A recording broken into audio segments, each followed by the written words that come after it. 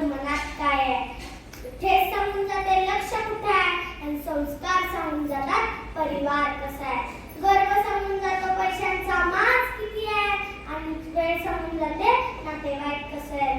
अशाच नात्याची कथा घेऊन आले मी. नमस्कार, मी गायत्री सचिन मोरे. गावात महापूर आला होता. पुराचं पाणी गावात शिरायला लागलं होतं, आणि त्याच गावात एक हिरा नावाची विधवा बाई राहत होती. 15 पोरं, सर्जासंख्या तानसेट बाण. 2-3 झाले हिऱ्याची चूल पेटली नव्हती, मग त्या तानशाला कुठला लावून ते नुसतं लालचं पाणी पिऊ लागलं. पडत्या पावसाकडे बघत हिराच्या मनात एक विचार आला की 8 दिवसापूर्वी आपल्या भावाचा सांगणा आला होता की अक्का मला बरं नाही, मला बघायला ये. आपला भाऊ खाच्या गावांचा आहे. 2 वक्ताचं नाही, एखाद्या वक्ताचं खायला मिळालं तरी चालेल. हिराचा निर्णय पक्का झाला. हिरा पण त्या पावसात माहेरी निघाली. हिराचं माहेर भक्ताच्या वडाच्या पलीकडे होतं. ती काठावर उभी राहिली. आई, या पाण्यातनं कसं जायचं ग? तिच्या मुलाला पाण्यानं पोराची कमरेला पाणी लागत होतं. कशी कशी त्या प्रेमाच्या गावातली वडाला वर साधून आपल्या भावाच्या दारात उभी राहिली.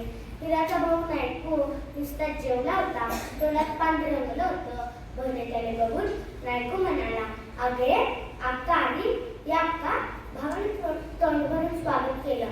असल्या पावसात कसा असा परिवार सांग. दादाला बरे नाही सांगावं मिळाला. आत्म्याला चैन पडलं नाही बघायचं वाटलं म्हणून आलो. आवादी साहेब त्या गोष्टीला आता 8 दिवस झाले. यायचंच होतं. त्या 8 दिवसामध्ये काय नाही हिराला काय बोलावं ते कळेना. तरी पण ती म्हणाली, यायचं होतं बहिणे, राहूनच गेलं बघ. बसा बोलत चहा करते. इकडे पण पावसाची उघडी लागलीये. काय सांगू दादा, पावसानं दैना दान केली ग. पाऊस जन्माचा अवैधी झालाय ग. शेतात पीक राहिलं नाही. असाच पाऊस राहिला तर घरात पाणी येईल. अगं अक्का, सौमित आलीस 4 दिवस. हे वाक्य नायकूच्या बायकून ऐकलं. त्याची कपाशी खायच्यावरती म्हणाली, आलं पाणी तर येऊ द्या.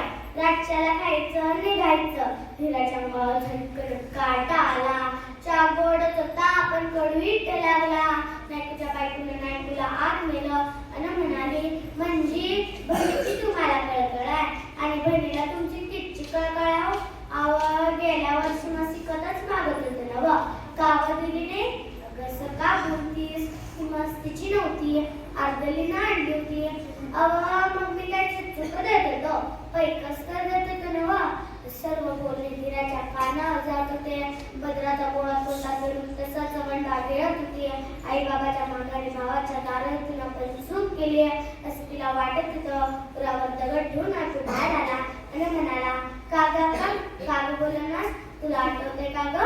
लहानपणी भट्टाच्या वड्या आपण धुवायला गेलो तर मी वाहून जात होतो. तर तुझेच का ग मला नाही वाचवलंस? तर तू वाचवलं नसतंस तर आज माझं काय झालं असतं ग? अरे दादा, कशाला मागच्या गोष्टी काढतोस? आता मला गेलं पाहिजे. घरात पाणी येईल. नायकूला काय बोलावं ते कळेना. त्याने खिशात हात घातला. 5 रुपयाची नोट काढल्या त्याच्या हातात दिली. घरातील शिल्लक दिली आणि एकदा दादाने म्हणत हिरा पाठमोशी झाली. परत हिरा भट्टाच्या काटावर आणि वड्याला हात जोडून म्हणाली, पाठचा भाऊ परका झाला पण तू होऊ नकोस. लेका सर्जा, कशासाठी जाऊ पर आपल्या घरला जाऊ. आपलं घर ते आपलंच असतं. सर्जाला सुटीला पलीकडच्या काटावरून सोडली. परत पात्रात शिरली. बाळाला पत्रात घट्ट बांधलं आणि देवाला हात जोडून म्हणाले, देवा काय रे माझं सगळं मांडलंस. कुंकवाचा धनी वारला, तुला दुःख सांगितलं नाही. या मनाला सांगितलं, माझ्यासाठी नाही र, माझ्या लेकांसाठी.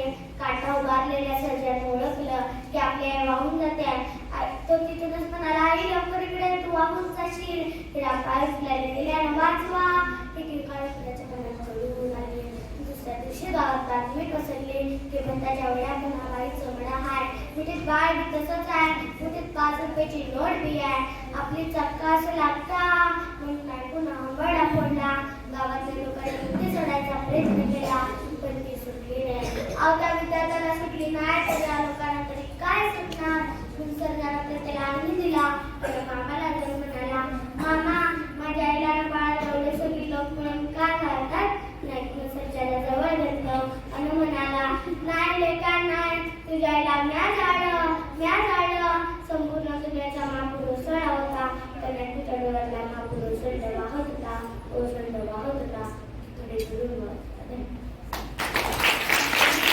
यावरून हे कळते की वेळ गेल्यानंतर पश्चाताप करण्यापेक्षा आहे या क्षणाला आपली नाती जपा, आपली माणसं जपा, नंतर नात्यात राहतो फक्त आणि फक्त पश्चाताप, पश्चाताप आणि पश्चाताप.